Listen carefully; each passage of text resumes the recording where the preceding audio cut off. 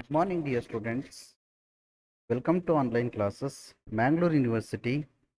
Today, in our session, I am going to talk about the novel Animal Farm. So, in this session, I'll be focusing on the important characters continued with the last session. Last session, I talked about the important character, that is Napoleon. Earlier session, we learnt about Orwell's biography and his idealism, the characters of the novel with their comparison to the Russian Revolution. Today we will continue our discussion with the important characters of the novel. So that firstly, I would like to talk about one more important and major characters of the novel, that is Snowball. Snowball is one of the leading characters inside the novel Animal Farm. He is a pig who is a boyar in the farm. He is another boyar like Napoleon. He also wants to be a leader. Snowball wants to be a leader of the animal farm. He is a persuasive speaker. He is a very good speaker. And he represents the kind of totalitarianism inside the novel. He is compared with Trotsky, one of the Russian revolutionaries. And he is chased by Snowball. He is chased by the Napoleon's violent dogs. Napoleon made a conspiracy against Snowball, and Snowball is chased from the farm by Napoleon's violent dogs, so that we will have a clear picture about Snowball's character, which is completely opposed to Napoleon. He always argues with Napoleon, does not try to rely on the decision of Napoleon. He wants to be a leader. Snowball also wants to be a leader inside the novel Animal Farm. As I said, that he is a representative of Trotsky, a battalion in the Spanish Civil War. See, this character, it's right from the beginning, plans for a critique of totalitarian communism, influenced his relatively positive portrayal of Snowball as a parallel for Leon Trotsky. Snowball emerges as a fervent ideologue who throws himself heart and soul into the attempt to spread animalism. See, he is always in favor of animals. He wants to spread the kind of animalism throughout the world and to improve animal farms infrastructure. He wants to improve the status of all animals inside the farm. That's why he is always considered as an ideological personality. As a parallel for Leon Trotsky, and Snowball emerges as a fervent ideologue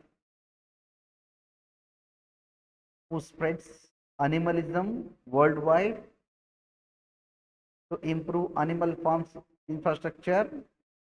His idealism, however, leads to his downfall. See, Snowball's idealism itself leads him to be a downfall leader just because of that ideology won't work properly due to the cruelty and corrupt leadership of Napoleon. Relying only on the force of his own logic and rhetorical skill to gain his influence, he proves no match for Napoleon's show of brute force. See, Napoleon has shown the kind of brute force on animals where Snowball stood. He is no match before the Napoleon. Although George Orwell depicts Snowball in a relatively appealing light, he refrains from idealizing his character. He is a very ideal character. Orwell portrays this character, Snowball, an ideological character who has got a wonderful ideologies to improve the farm and spread animalism throughout the world to improve the status of animals.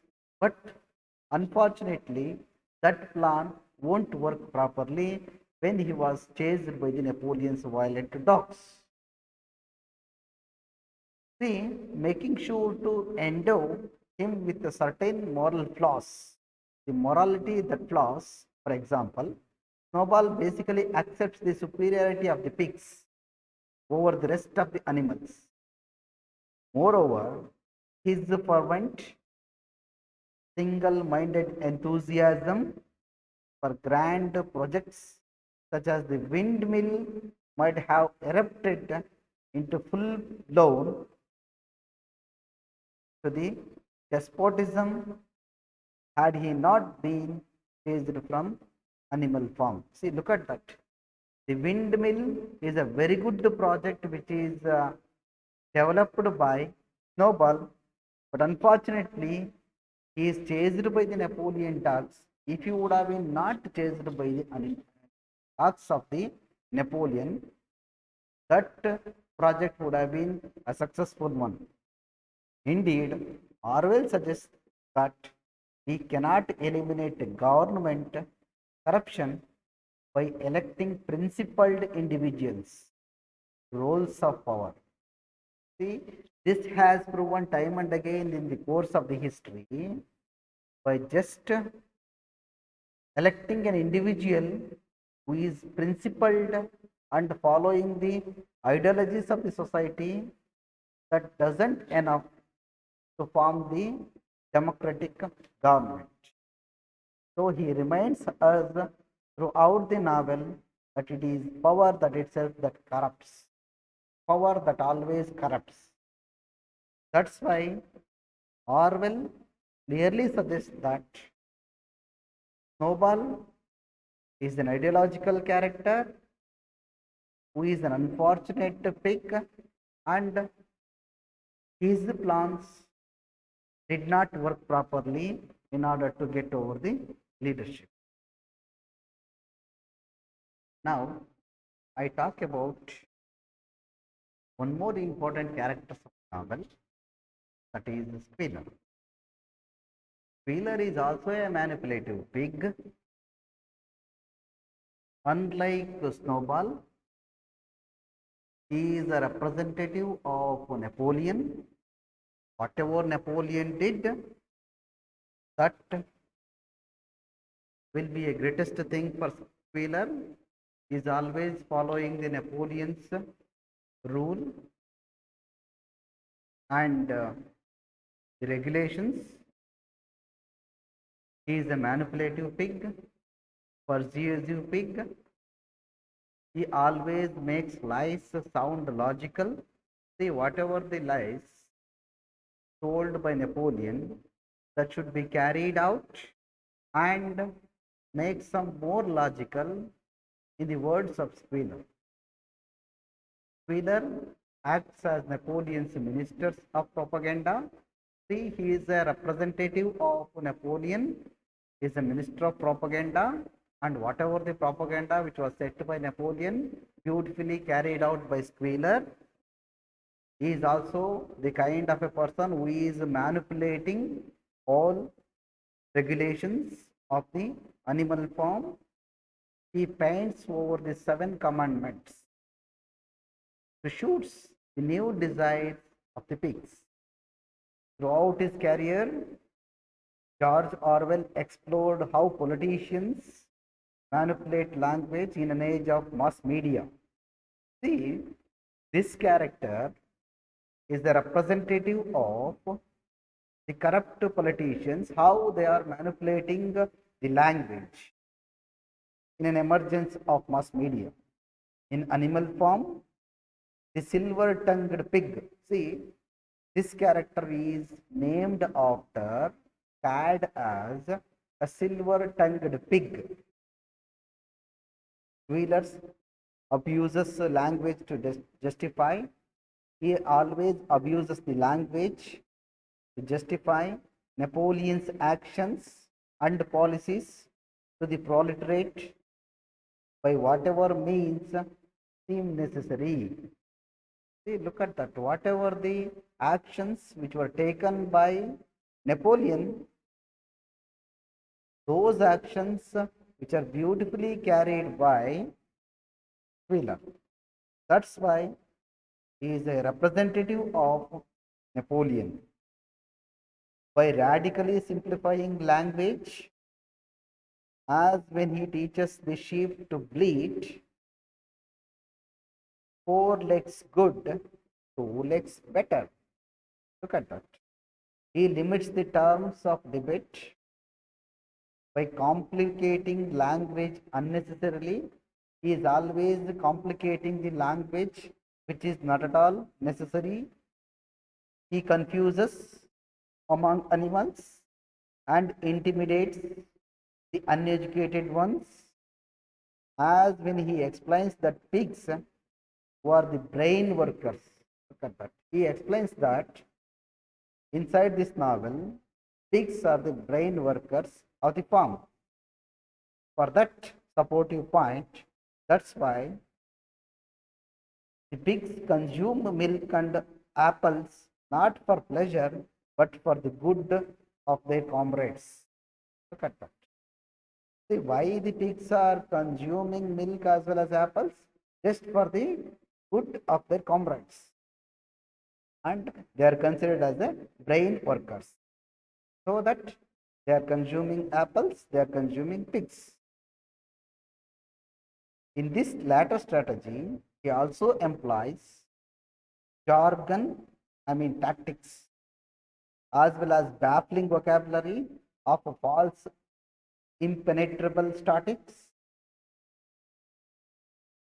engendering in the other animals both self-doubt and a sense of hopelessness about ever accessing the truth without the pig's meditation, the mediation.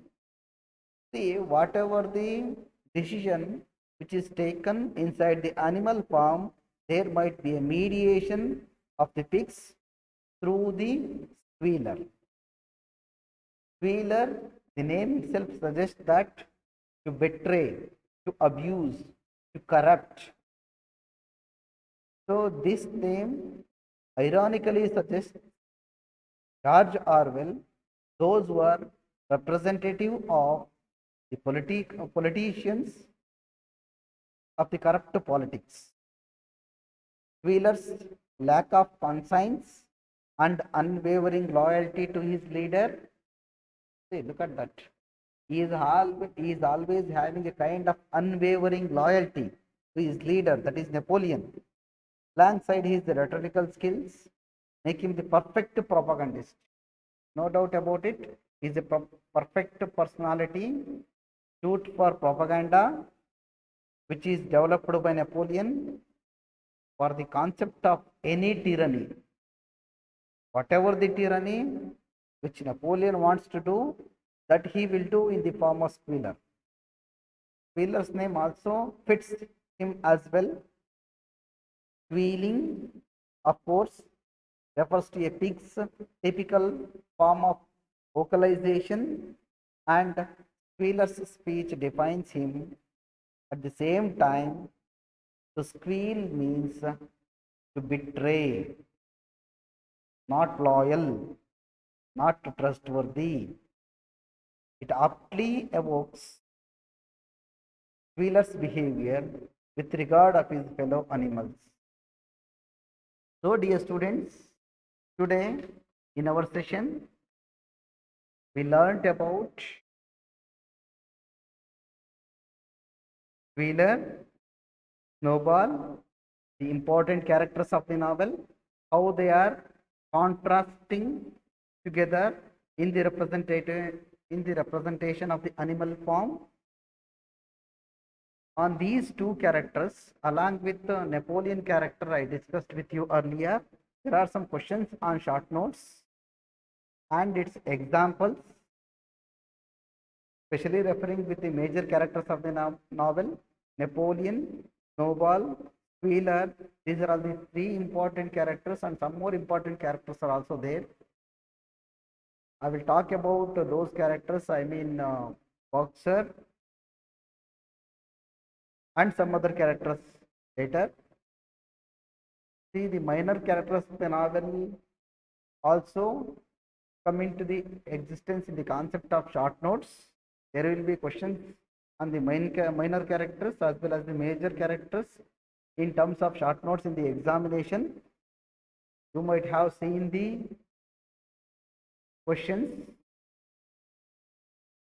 in the examination on Squealer, Napoleon, Boxer, Snowball, etc. And my dear students, this is very important thing you have to note. There are some annotations they will be asking you in the examination. In order to answer annotations, what you have to do, you have to read the novel, you have to understand the novel, you have to remember the speech of different characters properly. By that, you will answer the annotations clearly in the examination. Annotations means there are some extracts. They will be directly drawn from the novel. They will be given in the examination. While reading the extracts, we have to answer those words are spoken by which character, those words are representing in which chapter, those words are followed by which consequence. Those are all the things you have to mention in terms of annotation. So the annotations are very easy questions in the examinations you have to answer. Due to the terms of different chapters, you will have annotations, the lines which will be given directly from the novel, so that you have to answer with their consequences. So thank you. Happy reading. Stay safe. Good luck.